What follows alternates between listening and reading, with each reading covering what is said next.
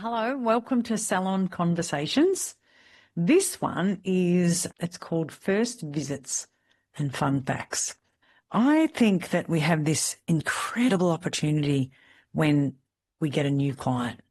I love them. I just used to love new clients. It's not that I didn't love the ones I had and did ongoing, because I did, and it's different. There's some advantages to having a well-worn-in husband, and there's some advantages to having a new relationship, let's be honest. So this one is around the new relationship. You get to wow a client with all your skill. And I really think that we need to be measuring the clients that are new and the clients that rebook from there. It blows me away. They go, yeah, she's only new. I don't know. I think, well, we're either attracting clients that are not a good fit. That's a problem, because that's a very expensive marketing exercise, or we have a team that are a bit timid, bit concerned, and they're not wowing them. Well, I don't know. She doesn't know me yet, so I won't really tell her the truth. No. And I keep going back to asking these three questions, whether you're hair or whether you're beauty, but the questions are really simple. And I'm shocked at how people don't ask and they presume things. And I just think you have to ask. You have to ask these questions. You ask them at the moment, what is it that you use when it comes to, and for both cases, it's a cleanse, right? So what are you doing to clean your skin, or what are you doing to clean your hair? That's it, right? So if you don't ask that, then you don't know. Now, some people go straight into, oh, I love it. This product's really good. I had a lady the other day, because I'm always asking people, she said, I've never had a shampoo that I liked until this one. She said it's really expensive, which I thought that was an interesting comment.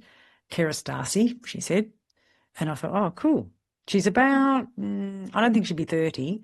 She said, it's just so good. My hair feels so good. Now, whether you like that brand or not, it's irrelevant.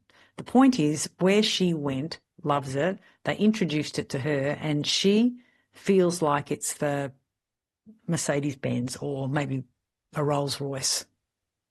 Tick. That's it. Right. So now she knows what it is. She told me the bottle was black or whatever, and she said, it's just the best. I love it. Absolutely love it. And then I said, okay, so what do you use after that? And she was a bit perplexed. And I said, okay, so do you wave your hair? She said, no, not really, not much here, because she lives here with me. She didn't know what I meant, right? So I said a heat protector. No, she didn't blow over her hair. That's fine. I said, well, what about leave-in moisturizer? And she said, no, I don't know anything about that. I said, so if you think about what your hair does and what you want it to do, what does it do that you don't like, and what do you want it to do? She goes, well, and I could tell by looking at it, it's very, very oily at her roots, and it needs some moisture on the end. So therefore, the conditioner she likes, but she said, I don't use it every time because it's a bit rich, makes the ends beautiful, but flattens my hair. And I said, okay. So an education around placement is really important. And then an education around a leave-in. So you put the leave-in on down here when you get out and it doesn't touch. She goes, wow, you really know your stuff, don't you? I said, yeah, you don't get to be 103 without learning a few things. But I think my greatest strength is I just tell her how it is. I just go, oh, love, you're missing out. So much you could be doing. So now she follows me around when she sees me. She goes, what was the name of that spray? Because she needs something to suck up the oil near her head. And then she didn't do 2 shampoos. She only did 1. I'm thinking, you're 29. You can't do 2 shampoos. Oh, Lordy. So meeting people where they are and making a first impression is just, it's life-changing. It actually changed my life. The first time I came across a salon who did a really good job and talked to me about growing my hair out and all that, and anyone who's read my books would have heard that. And I just thought, wow, imagine doing that for a living. Just making people realise that they've got options, they've got choices, and they get to make decisions. And that's what she did. I was 19 and I thought I had a shit out of hair. Some days I still think I have. And she just listened to me. She said, what would you really, I think she used the hair word goal. And I thought, oh, do we have a goal? I thought that was for netball. No, you have hair goals apparently. And I thought, oh, that's interesting. This was a long time ago. This was like 1983. Oh, no, I told you I was 100. And she said, what would you like? If you could have any head of hair, what would you like? And I said, well, I love a ponytail, pigtails. I said, I've never had pigtails because my hair's always been curly. And my mum just cut it short. Like my brothers. She didn't cut it as short, but she didn't do it. And I had a sister who had long hair that just grew. Mine seemed to wiggle on the spot. And she said, well, you could grow it out, but she said that the hardest part is getting from where you are now to that first being able to tie it up. And so she said, if you were to have a blow wave, wherever you live, go back and have a blow wave every Saturday. She said, and that's the hardest part because you're on the weekend and you're going out. And she said, and it wouldn't take long. And as soon as you get it, like mine is now, I've been growing my hair out I had very long coloured hair, coloured it with the inch of its life. Every 2 weeks I touched up the roots because look how white they were. And now I've let it grow out. And I've just got to put this little thing up there. It's a disaster at the back, so don't look. But at least I've got to the next stage. And so that's what she was teaching me. She said, if you can just get there, you're in the home stretch. So when I let my hair out, the fringe is not long enough. It's like as wide as it is long, and it's a national disaster. So it just goes into this, and now I know I'm in the home stretch. Why? Because I learnt that from someone when I was 19. So I'm not blow waving it because that would be a waste of time in Bali's humidity, but I just do this. And sometimes I pin this up as well, but I'm in the home stretch and I feel I'm in the home stretch and I feel really good. And that was taught to me by a hairdresser when I was 19 and I've never forgotten it. So I came home. I had a job in aged care. This basically wanted me to get out of school. That wasn't working out well. And I got a job in aged care, which my parents allowed me to leave. And when I had that single experience, I decided I'm going to do what she's doing. I said to Mum, could I be a hairdresser? And she said, well, you could. You'd have to go down to the city at least for 12, 13 months. I said, oh, I don't really want to go to the city. I like the country. But she said, you'll be home in no time. Why don't you? I'll ask your father. So she asked Dad, and the next day she said, yeah, your father said we can. And that was it. I became a hairdresser because of one person who treated me well. That's how powerful you can make your first impression. That's pretty impressive, isn't it? And it's a bit whenever you've been into, I know when I was struggling with menopause, I went to one doctor after another and kept saying, I just feel shit. I don't know what's wrong with me, blah, blah, blah. And then I come back again. No, let's do some bloods. No, everything looks fine, Lisa. I thought, well, I don't feel fine. And I was about 49 at the time. And when I went into this lady, she had hair about my colour. And I just had this feeling come over me. And I just thought, I reckon this one's going to know more because she had grey hair. That's all. And it wasn't that the other people I'd seen had an excuse to not know because they were younger. I just had this feeling come over me. It was just an energy that came out of this person. And she said, what can I help you with? And I told her, and I said, I just feel I've got no energy. I don't want to make a cake. And I used to love cooking. I couldn't be stuffed cleaning my house. I said, I don't know what's wrong with me. I'm not sick.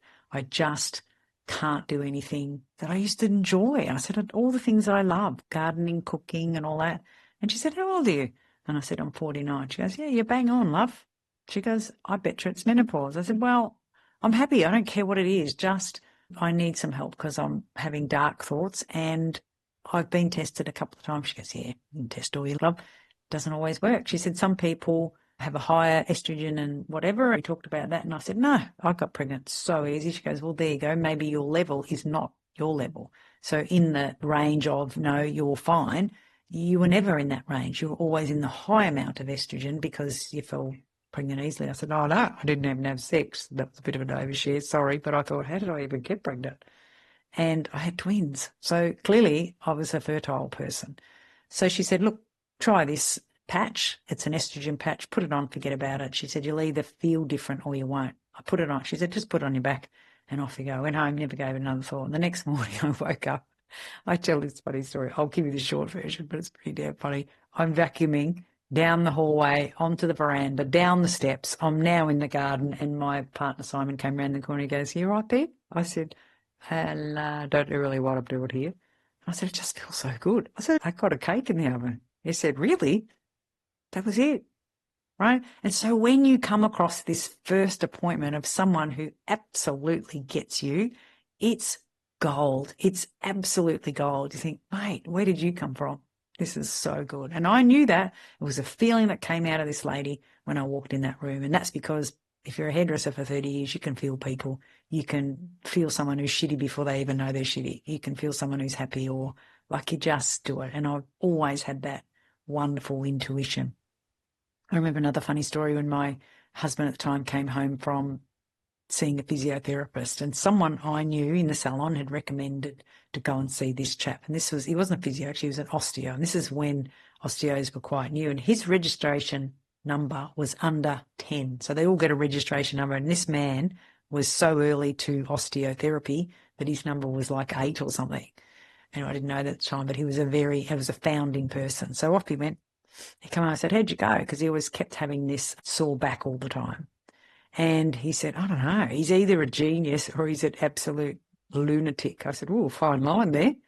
And I said, what did he say? What did he say? He said that I've got one short leg. And I burst out laughing. He goes, what's so funny? I said, mate, you've got 2 short legs. And he goes, you're such a bitch. And I thought, what he meant to say was, I've got one leg that's actually shorter than the other, and it throws his hip out, which throws his back out, which throws his everything back. So what he did was he helped him to go to a foot person and put the smallest amount in one shoe, and it fixed his back. Like, that's the consultation of a really good practitioner. And that's all we are, right? So nailing that first one is everything, everything. That's when you get to swing into the room with all the stuff that you know. It's just so cool. But you have to ask the 3 questions. If it's hair, what do you shampoo your hair with? If it's skin, what do you cleanse your skin with? What else do you use apart from that, right? So what sunscreen do you use? Because some of those are horrific. Chemical, Google the barrier reef and what happened in COVID when we stopped poisoning the fish with our sunscreen. A whole other story. And then the third one is, what do you do apart from those 2 things? When you go into a salon and you have your hair coloured, what else do you do? Do you do treatments, conditioning treatments? You know, what are the big guns that the salons do? And if it's skin, what else do you do? And Botox is not for your skin. Filler's not for your skin. I'm talking things that will repair and rejuvenate your skin, as in everything from lasers and peels and all of that. What do you do? So when you can ask these 3 questions about what's going on, the same as that GP. How old are you? 49. Okay. That was the question. She was probably less likely to think it was menopause if I was 29, right? But it can happen. But she wanted to know my age, right? How long have you had this? What's wrong? And I said, I have no desire. And she said to me, is like a nesting drug. And so you feel like looking after someone or yourself. You feel like putting nice clothes on. You feel like getting dressed. You feel like, oh, I think I'll clean that over there. And when that was depleted, all the things that I loved were gone, and I just couldn't get out of my own road.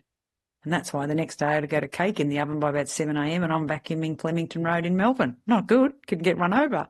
But that's what happens when you have this really wonderful first encounter.